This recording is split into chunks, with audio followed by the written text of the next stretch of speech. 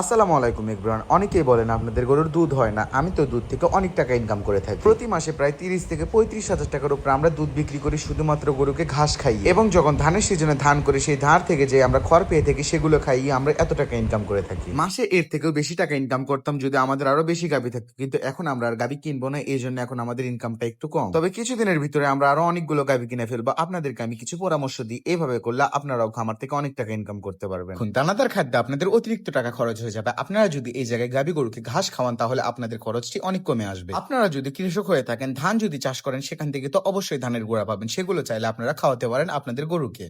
তাহলে আপনাদের বাইরে থেকে আর গোড়া কিনতে হবে না। এই জিনিসটা যদি মাথায় রেখে কাজ করেন, অনেক টাকা আপনাদের সেভ হয়ে যাবে। গরুকে আপনারা যদি ডেইলি গোসল করান অল্প অল্প করে, তাহলে আপনাদের গরুগুলো সুস্থ থাকবে। আমরা সবসময় চেষ্টা করি গরুদেরকে অল্প করে হলেও গোসল করানোর জন্য। বিশ্বাস করবেন কিনা, এখান থেকে আমরা ভালো পরিমাণে একটি টাকা পেয়ে থেকে আপনারাও চাইলে করতে পারেন। ইনশাল্লাহ হয়তো আপনাদের ভাগ্য থাকলে করতে পারবেন টাকা। এই বছর কুরবানিতে আমরা 7,60,000 টাকা গরু বিক্রি করছি, কিন্তু এখান থেকে আমাদের ভালো পরিমাণে একটি লাভ আসছে। এটা যেহেতু ইউটিউবে আমার নতুন চ্যানেল, যদি আগে থেকে আমি ভিডিও করতাম ইউটিউবে, তাহলে সবকিছু আপনাদের সাথে শেয়ার করতে পারতাম। আমি গরু হলো কাঁচা টাকা, আপনাকে দুধ দিবে, সেখান থেকে বিক্রি করে তার খরচ সে নিজে ওঠাবে। কিন্তু বকনা গরু বা ষাঁড় গরু এরকম হয়ে থাকে না। বকনা গরু এবং ষাঁড় গরু পালতে গেলে আপনাদের আগে থেকে অনেক টাকা ইনভেস্ট করে রাখতে হবে। অনেকদিন পর সেই টাকা থেকে আপনারা লাভ পাবেন, সেখান থেকে আপনাদের অনেক টাকা লস হয়ে যেতে পারে। বকনা গরু ষাঁড় গরু মানুষ মাংসের জন্য পালে, সেই জন্য আপনাদেরকে বলতেছি চাইলে প্রথমে গাভী দিয়ে শুরু করতে পারেন। আমাদের বকনা গরুর জন্য ডেইলি আমাদের কতগুলো করে খুদ লাগে চাইলে আপনারা দেখতে পারবেন। এগুলো আমরা ডেইলি অনেকগুলো করে খাইয়ে থাকি। বকনা গরু বা ষাঁড় গরু যেহেতু মাংসের গরু, এগুলোকে ঘাস খাইয়ে কখনো মোটা করা যাবে না, সেই জন্য সবসময় আমরা খুদ খাইয়ে থাকি। কমেন্ট বক্সে অনেকেই বলবে যে খুদ খাওয়ানো ভালো না। জি হ্যাঁ, এটা আমিও জানি, কিন্তু আমরা গরু পালি 3 থেকে 4 মাস, সর্বোচ্চ গেলে 5 মাস, এবং আমরা শিডিউল করে গরু পালি। এগুলো পরে আমরা মাংস হিসেবে যেহেতু বিক্রি করে দিই, আমাদের নিজে কষাইখানা আছে, এই জন্য আমরা সেরকম একটি প্যারা খাই না। কিন্তু গাভী গরুকে তেমন আমরা খুদ দিই না, খুব অল্প পরিমাণ দিয়ে থাকি যেন তারা শক্তি পায়, এখান থেকে তারা শক্তি পেয়ে থাকে। ঘাস খেলে দুধ বৃদ্ধি হয়, এই বিষয়টি সবাই জানে, সেই জন্য আমরা সবসময় ঘাস খাওয়াই গাভীকে শুধুমাত্র তাদের দুধ বৃদ্ধি করার জন্য। তাদের শরীরে যেহেতু শক্তি দরকার, সেই জন্য আমরা অবশ্যই ট্রাই করি একটু বেশি পরিমাণ খাবার দিতে যেন তারা শক্তি পায় ভালো মতো। গরুটিকে বাইরে বের করার পরে আমাদের গরুটি আরো অনেক বেশি বড় লাগতেছিল। আমরা সবসময় চেষ্টা করি মাঝে মাঝে গরুগুলোকে বাইরে বের করার জন্য। বড় গাভীকে বাইরে বের করে অনেকক্ষণ তাকে হাঁটালাম, এখন আমরা ভিতরে নিয়ে চলে যাব, তারপরে তাদেরকে অল্প করে ঘাস দেবো। সবসময় চেষ্টা করি বেশি করে ঘাস দেওয়ার জন্য। দেখুন, আমরা চাই না আমাদের গরুর কখনো অসুখ হোক, এই জন্য আমরা সবসময় চেষ্টা করি ভালো মানের খাবারই তাদেরকে দেওয়ার জন্য। আপনারা বিশ্বাস করবেন কিনা, বকনা গরুকে মোটা করার জন্য তাদেরকে যদি আমরা ঘাস দিয়ে থাকি, তার ভিতরে আমরা তাদেরকে দানাদার খাদ্য দিয়ে দিই, তাহলে ঘাসের গুণমান বেড়ে যায়, এবং এই দানাদার খাদ্যের কারণে তাদের শরীর আরো বেশি মোটা হয়। সবসময় চেষ্টা করি এখান থেকে আমরা লাভ খোঁজার জন্য। ইনকাম করতে চাইলে সবসময় মাথায় রাখা লাগবে আপনার গরু কিভাবে মোটা হবে। আজকের ভিডিওটি এই পর্যন্ত, সবাই আমাদের জন্য দোয়া করবেন। আসসালামু আলাইকুম।